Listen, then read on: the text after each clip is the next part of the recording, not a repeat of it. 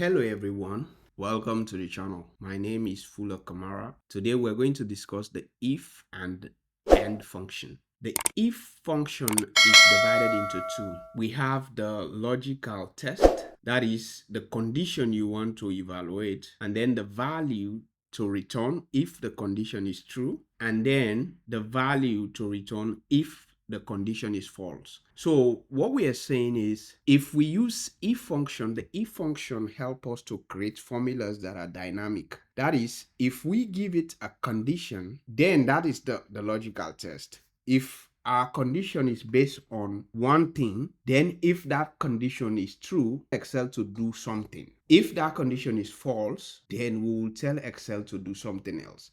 So the if function can be nested with other formulas or other functions. So in this tutorial, we're going to nest the if function with the and function. We use the if function to create dynamic formulas or calculations where conditions might change, right? Okay, just like you given instructions to your kids. Say, if you go to school and they give you an assignment or homework, do the homework. Otherwise, return home early. Okay, so if we give them these two conditions, then they go to school, they give them homework, then what they will do? First, they do the homework. But if they don't give them homework, what are they going to do? They will go home, right? They will return home. So that's what the if function is trying to do.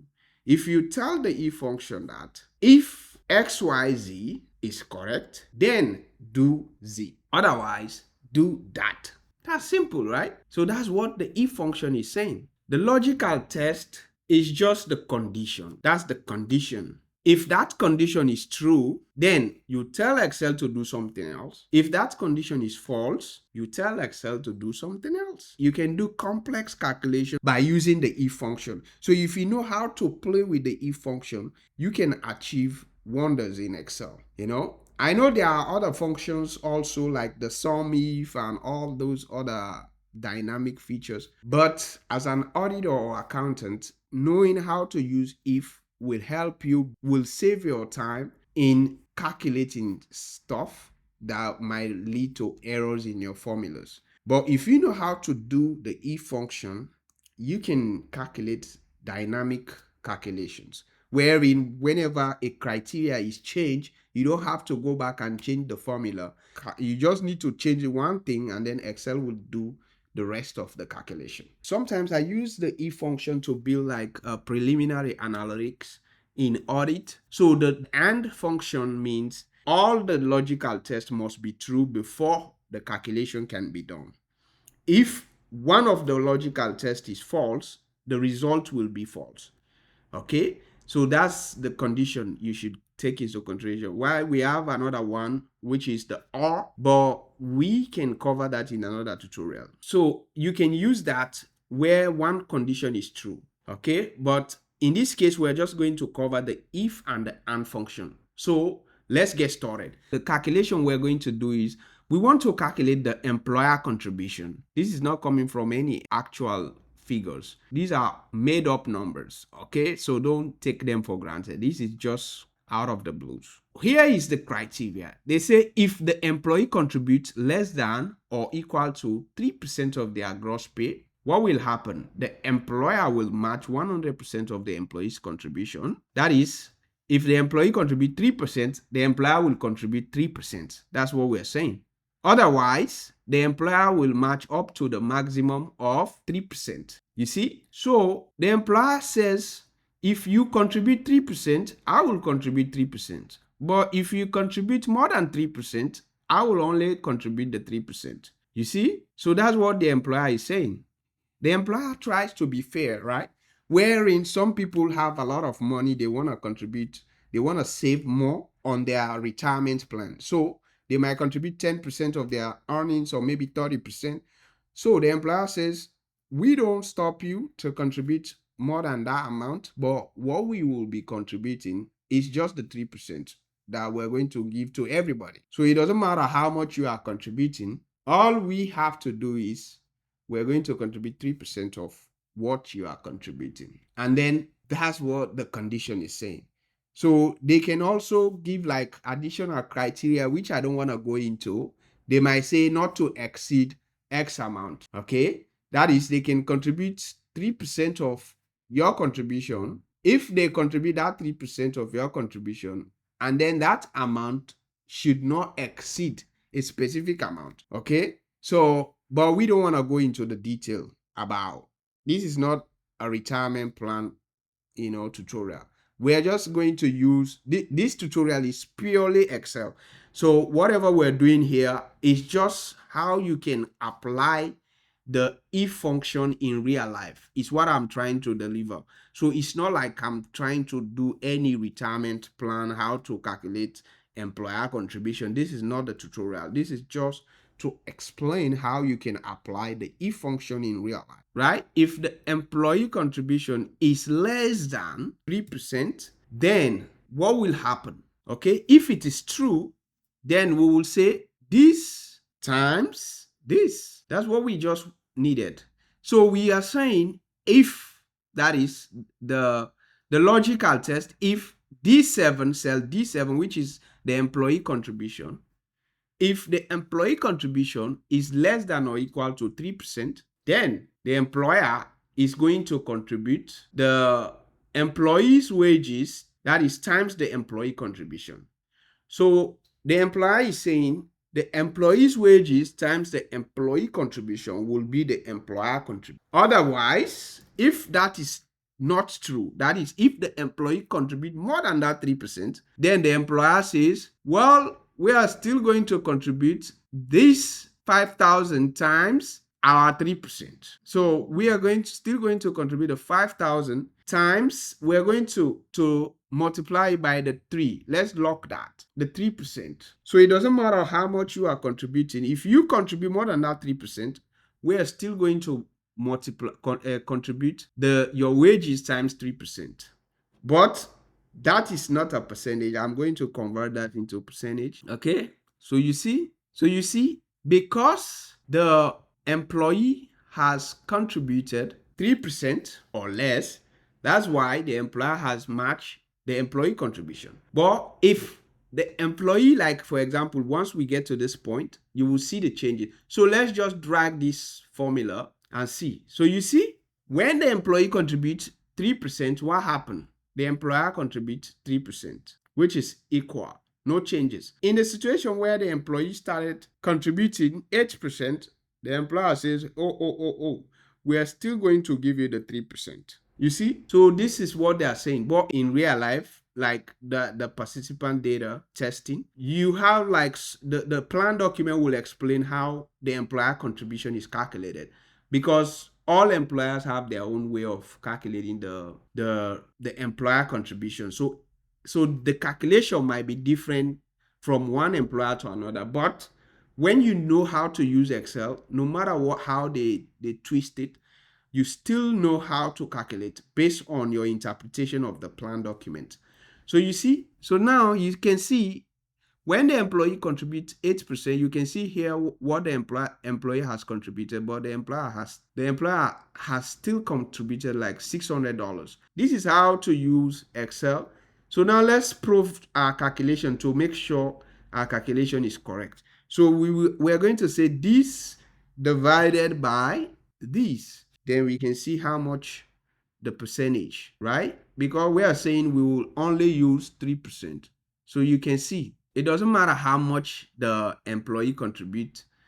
The employee contributed 8%, we still contributed the 3%. So you see, so without having to do this manual calculation, we still end up with the same result. So you see, this is how to calculate using the if function. So now let's go to the if and function. So here we are going to use nest the and function because we have two conditions or logical test that we need to satisfy before we can calculate the percentage. So that's why we're going to nest the and. So remember, when we are nesting the if with the and function, you open the brackets for the if and then add the and function before you do anything else. Okay, so because if you started doing the calculation and then add the and later, your result might be different. So you do have, like, maybe you have in the middle of a calculation, then you have another if function that you want to nest. Yeah, you can nest it, but when you just have if and function, you want to nest the and function into the if. So as soon as you open the brackets for the if, you add the and function immediately. Before you go now, you do all the conditions. So once you finish the conditions, then you can go back to the next logical result. Okay, you go now to the first value if the result is true, and then the second value if the result is false. So now let's use the if function. So let's say if so before we do anything, we have to nest the and function. You see, we're not gonna use the calculation first and then say and. No, except if we have another if function that we're trying to nest, because you can nest the if into another if function. You see, but in this case, we just want to nest and function. So we say and, and tab into our function. So now, if the first logical test, okay, so we use the and function where we have multiple logical tests. That is more than one logical test. Okay, so the first logical test, because if we look at here, we are saying if the employee sells 2,999 or more of silver, they get 5% commission. Otherwise, they get nothing. So they can only get the commission when they sell greater than or equal to 2,999. That's the time they get the 5% commission. If they sell gold, it doesn't matter how much gold they sell, they don't get any commission. If they sell less than 2,999, they get nothing. So you see, in this scenario, for you to be able to calculate like this multiple condition, for you to take into consideration, you can use if function. So we are saying if D7, we are saying if cell D7, which is the sales, is greater than or equal to this amount, the 299, we're going to lock that. We're saying if D7 is greater than or equal to the 299, and then the logical test number 2, the product type is equal to, you see that, is of silver, is equal to, so we are not going to say greater than or equal to, because this is a text. But because normally when you are referencing text, you put them in quotation mark. But because we are only going to reference the cell where the text is, that's why we're not going to put any quotation mark. So that's why we'll just select the silver, which is the G3, and then lock it, because all the calculation is going to reference this. So if all this is true, remember, if these two conditions are true, then what do I want you to do?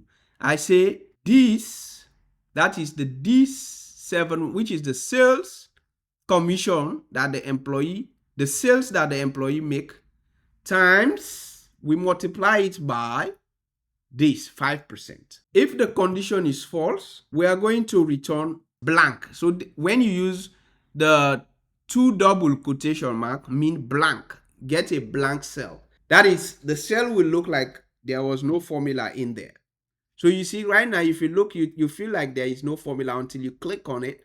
So we drag this. So you see, this is how to use the if and to nest the if into the and function. So you can, if you don't understand the first step, how we calculate this, you can always slow me down on YouTube, or you can replay the video multiple times just to understand what we've done here.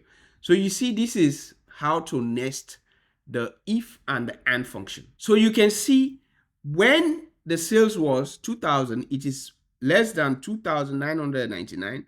Even though it was silver, it did not calculate any commission. But when the sales go to 7,000, which is greater than 2,999, even though it is greater than 2,999, greater than or equal to 2,999, you see, they calculate the commission, which is 5%. Let's just do that.